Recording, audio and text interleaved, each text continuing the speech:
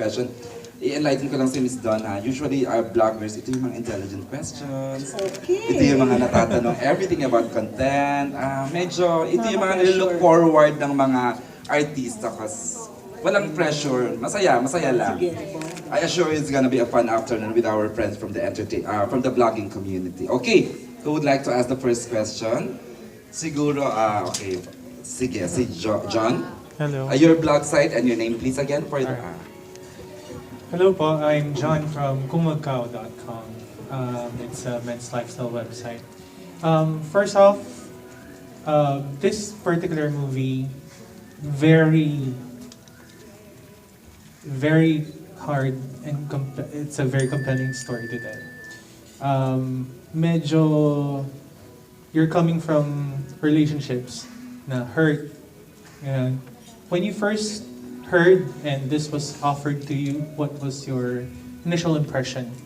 And when you heard the people that you were going to actually be with in this particular film, what did you feel? Yeah, that's it. Okay. Unang-una, hindi ako nagdalawang isip when I heard about the story and that I will be working with Miss Dawn and Kuya Goma, and of course, Direk Noel.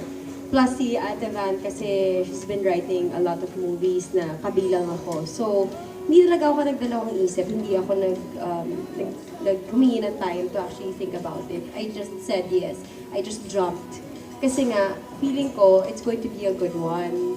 At hindi ako nagkamali, it's a good one. And if you're talking about yung kaya mahirap siya, kasi it talks about an affair na surface observation lang sa paningin ko. Oo, mahirap siyang ikwento, pero kasi, di ba, in every story naman, kapag nag-stick ka sa pinagdadaanan ng tao, just like any other star cinema movie, nagsistick naman siya dun sa journey ng tao, ng character, more than the plot, kung saan dinadala yung characters. Pag nag-stick ka naman dun, hindi siya mahirap eh. And sir? Alright. Well, ako naman, it's familiar in a sense, nung pinesenta nga sa akin yung storya, it's familiar because I'm married. So, meron ako naiintindihan about that aspect, no? But the aspect of the cheating part, edi syempre, ni-research ko yun. Ni-research ko yun sa aking... Tinanong mo na lang ako. Archives. May archives kasi ako na personal archives. So, ni-research ko ng... Ako nagbibigay sa sa'yo. So, and of course, na-excite ako because when I heard I would be with Richard again and then I would also be with Bea naman to be our first time, then of course, game. It is a subject matter na not naman as hindi naman alien sa atin. However, the treatment in this particular movie is very well done. John, can I make dagdag? Kasi Miss Dawn, every time na makakausap ko ang tao about the trailer, interested sila na ikaw this time ang nagloko. May kakaibang binibigay yon sa viewers eh. Parang interesting naman talaga yung... Malinaw kasi yung trailer eh. Si Don ang nagloko, yung asawa. Actually, the character of Don, sorry. Yung nakikita nila sa trailer na yun, that's only the surface. That's why so many people think, it's a mistress movie or it's a movie about it's the wife na nangaliwa. Yeah. It's much deeper than that.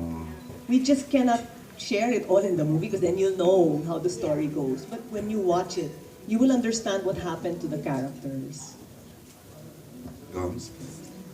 It's not very often that you come across scripts like this, no? Then coupled with fantastic stars in your casting. You have Don, you have Bea, and then you have writers and director like Noel. And then when you read the script, mapapansin mo na every character, it reflects the people around us. It could be yourself, it could be me. So it's a story about us. Hindi yung ginagawa lang ng story, parang selfish yung story. Like this one, when you watch the film, nakaka-relate ka one way or another. You could either be the friend, you could be the Bea in the movie, you could be the Richard in the movie. Alright. Direct Noel, this is your first project with Star Cinema. Yes, with Star Cinema. Now that you're telling, of course, a story, it's quite difficult to tell people on previews like this.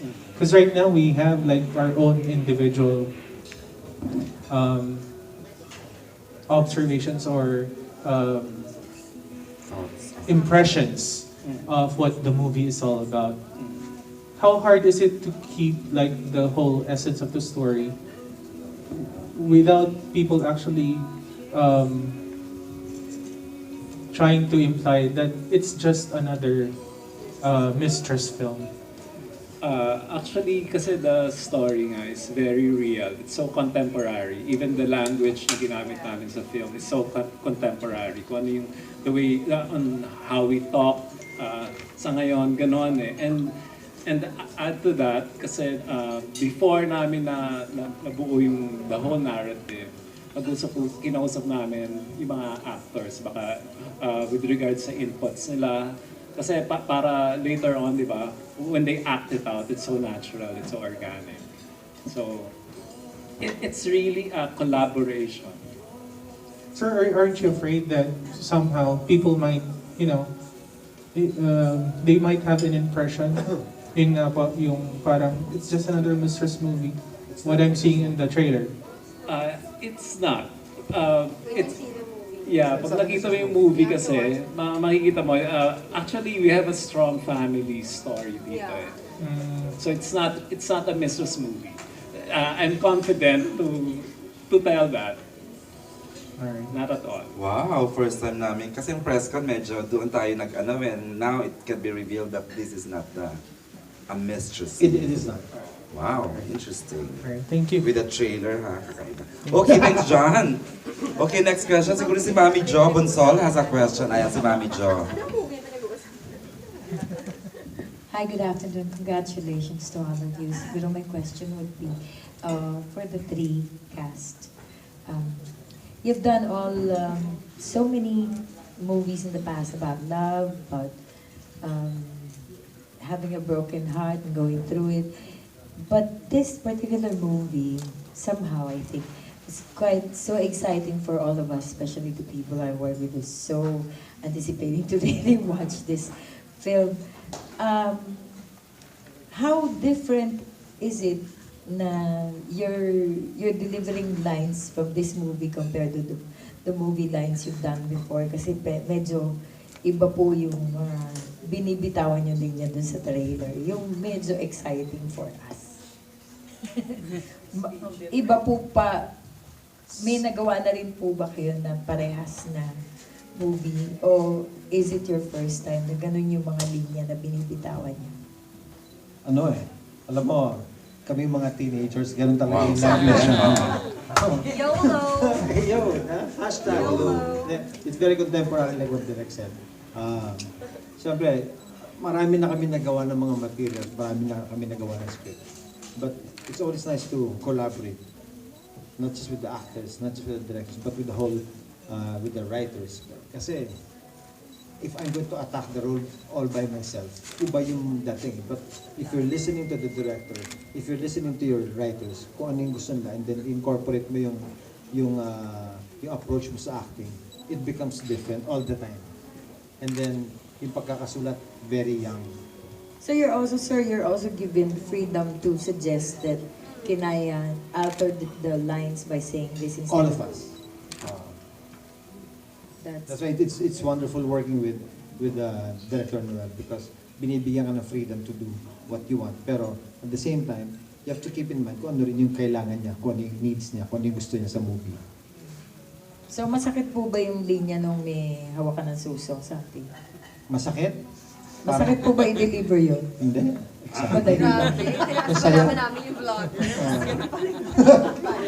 Masaya. Tanungin natin si Miss Van, masakit bang isulat yun, Miss Sabi nga kay Vanessa? Direk, may take two ba tayo? Nag-enjoy. Miss Vanessa, masakit bang isulat yung mga ganong klaseng linya sa isang pelikula?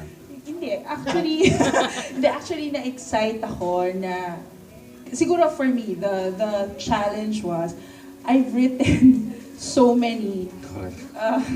of these types. And ako, one of the things I was watching out for was that this should be different from The Mistress, and this should be different from a love story. I was very, very conscious of that. And one of the things I told Direct Noel is, Direct Noel, I want the language to be raw. I want people to talk the way they would talk if they were in that situation. Doon sa eksena na sinasabi mo, yung difficulty nun, kasi usually when I'm angry, I think in English and things come out in English. Okay. So it was a matter of how do I put that in Tagalog. That was my concern. But otherwise, hindi, ganun ako. Sorry. Hindi. Discipline ko po yun minsan. Tinatranslate ko Discipline ko po yun. Kapag nagsusulat ako in English, it has to be straight English. Ganun. Or pag nag-iisip ako, it has to be in one language. Pero yung part po na yun, natuwa akong isulat. And nung nandun po kami sa set, nandun po si Miss Don tsaka si Sir Richard, na-excite kami na, uy, pumayag yung mga artista namin na gawin to. Parang, kasi sensitive yung eksena. So the fact na pumayag sila and dineliver nila that way. Actually, nung pinapanood ko yun, sabi ko kay Direk, may trailer na tayo. Alam mo pang trailer. Oo, tapos sabi ko, Direk, hindi ako makahinga. Kasi hindi ko alam Hindi ko alam kung paano gagawin. Na parang sabi ko, Direk, hindi ako makahinga. Tapos nung ginawa na nila, nararamdaman ko yung galit, nararamdaman ko yung iyak. So, nakakinig kami habang nanunood. Tapos parang pagka-cut nila, parang wala lang, ang happy-happy lang. parang hindi nila inakit. Parang kami, masaya siyang Galing panoorin. It's naman. not so much hard or difficult. It's more, you challenge yourself every time. How would you tell your story differently? How would you write your lines differently? I guess that was the challenge for me. Gusto mong bumalik tayo kay Miss Don, Mami Jo. Sige The po. same question, Miss Don. Yes, with me talaga, I have to say this is the first time I've worked on a script of this nature. Kasi the last time na gumawa ako actively, I was doing movies, was many years ago. Iba yung style ng pag-atake, ng pagsulat ng storya, kung paano binibigkas ang mga linya, iba eh. And ngayon, with this film, I had to adjust to it because ako rin kasi as an actor, like lalo na mostly teleserye yung ginagawa ko eh. I hate mixing English with Tagalog. Sumasakit sa tenga eh. Okay. Pag Tagalog, gusto ko straight ang sentences ko in Tagalog. Pag English diretso. I don't like speaking in Taglish. No? That's why when I read the script, prior to the second, third draft, I had to translate it in French. Wow, sabi. Wow! French siya. Okay, bongga. Para lang ma-feel ko talaga. Go na. Sana po binigyan niyo kami ng French translation ko. Gawa na. Pasample nga ng isang French sentence. Mamaya na, papunta ako. Wow! Okay. Be, ikaw, na-answer na ni Be, hindi pa no? Was it difficult delivering those powerful and medyo brave? Hindi exciting siya para sa akin. Kasi pagka nag-deliver ka ng isang linya, para lang sa opinion ko, pagka meron kang nabasa or may kailangan ka i-deliver na lines na sinasabi mo sa totoong buhay, nag-follow yung nararamdaman mo, di ba? Ang hirap mag-deliver ng lines na hindi mo talaga sinasabi sa totoong buhay. Nasabi mo na pala itong mga linya ito? Oh no! Ibang-iba ka? Actually, kala ko ano ka? You have no idea. Lately ba nasabi mo to? Charing lang, joke, Be. Hindi, pero talaga, mas masarap sabihin yung mga linya na ginagamit mo sa totoong buhay. Plus, iba, compared sa iba kong pelikula na nagawa, iba yung timpla niya, no? Iba yung feel niya. Kaya exciting to para sa akin na ipakita sa inyo. Kasi naniniwala ako na maganda yung pelikula namin. So Na the it's something that I would watch kahit na hindi ako kasama. So The Mistress, wala kang ganito? May ganito, pero iba yung feel Tahimik si eh. Sari. Tahimik, Si Sari, mysterious na Kasi yung role ko dito, first time ko rin gumawa ng role na may ganitong saltik at may ganitong weakness. Oh, yung revelation niya, Diba? parang doon, wala Lagi lang ako sa nagre-reflect, trailer. lagi ako nagre-reflect na parang, nagawa ko na ba to sa buhay ko? Nagmakaawa na ba ako para magstay lang yung lalaki sa buhay ko? Naggaganto na ba akong eksena sa buhay ko? Dito ako sa pelikula na to, pinaka nag-reflect. May nakuha kang sagot dun sa nagmakaawa na ba Oo, ako pero sa hindi isang ko share lalaki? sa'yo. Okay. Nagpipish Kala mo. ba? Go, Mami Jo, tuloy lang. Follow-up question po. Maybe I'd like to ask then, now. Siguro as of this time, galing nga, yun nga po yung inyong nabanggit about the movie. Ano po yung inyong, how do you manage to memorize the unforgettable lines when people ask you or is reminded of what the lines you have delivered in the past and you never get confused of all those movies that you've done? Na anong pelikula nga ba ito na dineliver ko ito? Kasi they will always remember you for the lines you said in the movie, and those are the things we cherish also. Yung binibitbit namin, dinadala namin, at yun yung kinukote namin. Si Richard and Miss Dawn, Na- sila yung oo, medyo matagal yung Naaalala niyo balik, pa po ba pag pinaparind sa inyo yung mga linya? Meron po ba kaming aabangan dito na Yung mga hindi award-winning rin namin performances in the kakalimutan? past. Hindi, of course may mga instances, may mga feelings na yung iba nagawa mo na sa movie, pero sa linya, ngayon lang namin nagawa ito ganito. It's very new yung approach ng mga lines na ito. Kakaiba. Hindi siya katulad ng mga nagawa ko in the past. I think I would agree also. Same with me. Kasi nga, yung style nga ng pag-deliver ng lines dito, like you said, is very contemporary. And I haven't done a film like this in a very long time, years. So I thoroughly enjoyed it. And as far as lines and memorizing them, I rarely remember kung ano yung mga naging linya ko in my past films until ipinaalala siguro sa akin. Correct. But I believe that sa movie na ito, maraming mga ganun na linya, very memorable lines.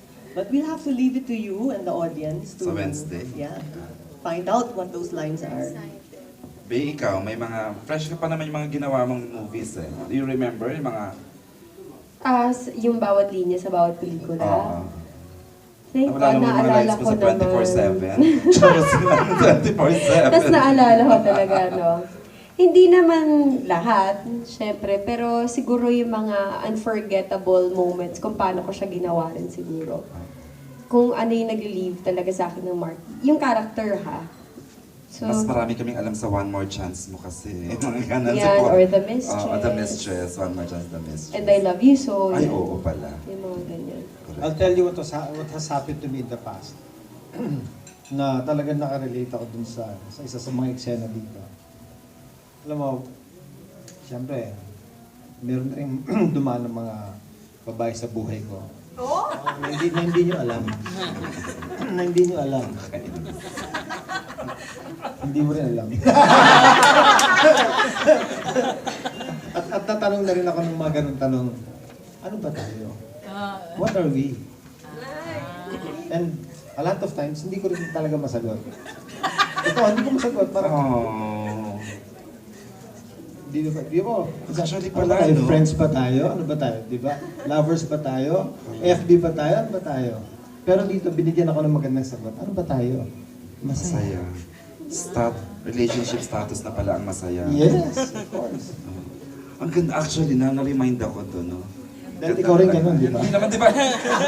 In the past, siyempre, di ba, may mga relationships natin, mga abnormal relationship. Ina-assume ng mga bading na, tayo ba yung pala? Hindi naman pala tayo, di ba? Ano ba tayo? Bihirang masagot na, masaya. Ay! Mami Choco, EJ, kaya ngayon, masaya zone. oo nga, actually. Set na naman ang tong pelikulang ito sa about love. Thank you for defining a new relationship status. Masaya. Oh, yes. Siguro my last question would be, ano po yung roles ng mga kasama nyo dun sa movie? Like Tom Rodriguez. Kasi, oo. Direct, sagutin mo yan. May mga roles. Importante pa yung mga roles. Oh, Definitely. yes. Oo. Actually, lahat ng characters. Importante kasi sila yung nag-set up ng characters silang tatlo. Si Tom is the boyfriend ni Bea, fiancé niya, na Oo, ako na-excited ako. Huwag mo na ikwento direct. Gusto ko malaman sa Tuesday sa premiere night at sa Wednesday sa grand opening. Okay. Si Tom lang po, wala na po. Paano po ang gusto niyo si Anton type po? Ang tatay ni... Ay, ang ganda raw ng eksenang yun. Ganda. Ni Bea. Yes. I heard. Tapos ang Ano Capri? The si children. Anna Capri. And of course the children, si Children of the world. sila Manolo, si Jane Oineza, saka si Gray Fernandez. Ayun. Panoorin natin sa Wednesday na. Opo. Okay. Thank you, Mami Jo. Thank you for asking mga ang ganda ng questions mo. Salamat. Okay, the next session will come from, iikutin ko to para makapagtanong lahat. Si FPJ, ayan, may tanong siya. Hi, FPG from Manual to Life. Manulife? Ano? Manual to Life. Okay. Kay Papa Chen. Charas lang. Go ahead, FPJ.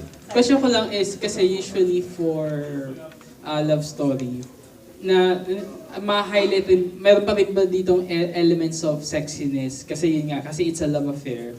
Yung, syempre meron din cheating.